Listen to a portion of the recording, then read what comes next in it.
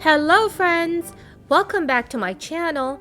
Thank you so much for being here tonight. A government shutdown could occur very soon if Democrats and Republicans do not agree to the new spending bill this week. Here's your daily news report and fourth stimulus check update. I will be going over what bills are being passed by lawmakers in Congress right now. Please make sure that you're subscribed to my channel and watch until the end of this video to learn how to enter this week's $100 Walmart gift card giveaway. Senate Majority Leader Chuck Schumer asked for unanimous consent from the chamber to vote on a bill that would suspend the debt ceiling beyond November 2022, which was blocked by Senate Minority Leader Mitch McConnell.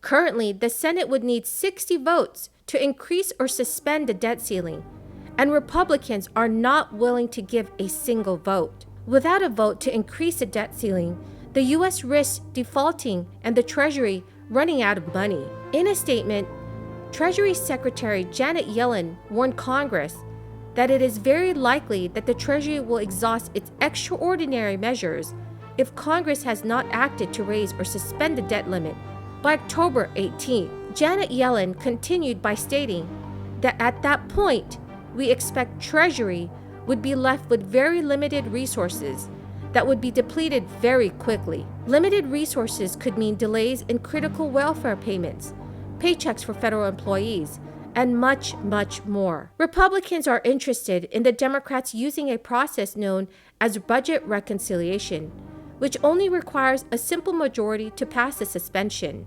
There are a limited number of times the parliamentary tool can be used, and Democrats are in the process of drafting a $3.5 trillion reconciliation package. Senate Majority Whip Dick Durbin also spoke about the temporal limitations of using the budget reconciliation process to increase the debt ceiling, saying that it could take weeks to prepare a new bill that included the measure given the procedural steps that would need to be taken.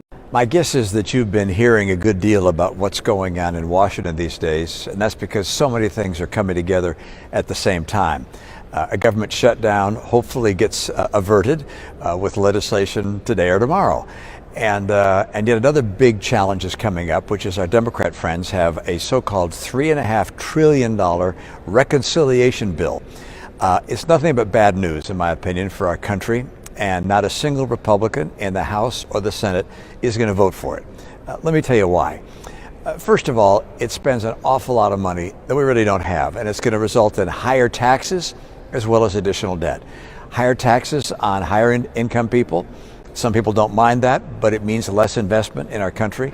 Higher taxes on corporations, particularly corporations that sell goods outside our country. And unfortunately, if you want to have more economic vitality and growth here, you want to make sure that we can sell things around the world. If our taxes are higher than other people's that are selling things around the world, it makes it less likely we'll have those jobs. And then there's how the $3.5 trillion would actually be spent.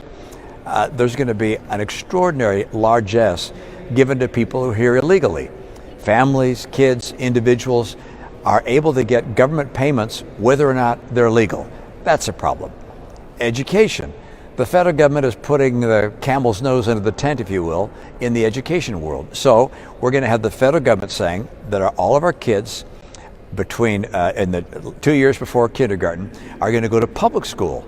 So they're going to have pre-K at public schools. They're calling for... Democrats opted to use a budget reconciliation after Republicans showed no interest in many popular items to support the families in the U.S. included in the legislation, like the extension of the child tax credit's current structure through the year 2025, and a paid family leave program. Republicans have accused Democrats of trying to indebt future generations by enacting a far-left agenda. To make their opposition clear, they are threatening the health of global financial markets. Secretary Janet Yellen spoke to this danger during her time before Congress, saying, "Failure to act promptly could also result in substantial disruptions to financial markets as heightened uncertainty can exacerbate volatility and erode investor confidence. Raising the debt ceiling does not allow for more debt to be taken on. It simply allows the Treasury to pay the bills they have already have. It simply allows the U.S. Treasury to pay the bills It simply allows the U.S. Treasury to pay their bills they already have without defaulting. In comments made by Senator Mitch McConnell on the floor, he reminded his Democratic colleagues that he and Senator Shelby had put forward legislation that could pass the Senate easily and keep the government open. So everyone, do you agree with raising the debt limit? Please leave your thoughts in the comment section below. In October, the Social Security Administration will announce a 2022 cost of living adjustment, also known as COLA. The COLA, which is tied to the Consumer Price Index, aims to ensure that the purchasing power of those on Social Security is not impacted by the year-to-year price increases caused by inflation. This year, the increase is expected to be historic, with prices trending upwards across many goods. While rumors have circulated that the COLA could be $200, the increases are calculated as a percent, not a sum of money. The Senior Citizens League has projects that increase could be as high as 6.1%, while others put it closer to 5.8%. Regardless, even if the SSA announces a 6.1% COLA increase, the majority of recipients would not see a $200 increase. For retirees, the average benefit seen was $1,534, while beneficiaries with a disability saw an average of $1,280 in June 2021. In dollars, a 6.1% increase would correspond to a bump in payments worth $93 and $78 respectively. The maximum Social Security benefit paid out in 2021 was $3,895.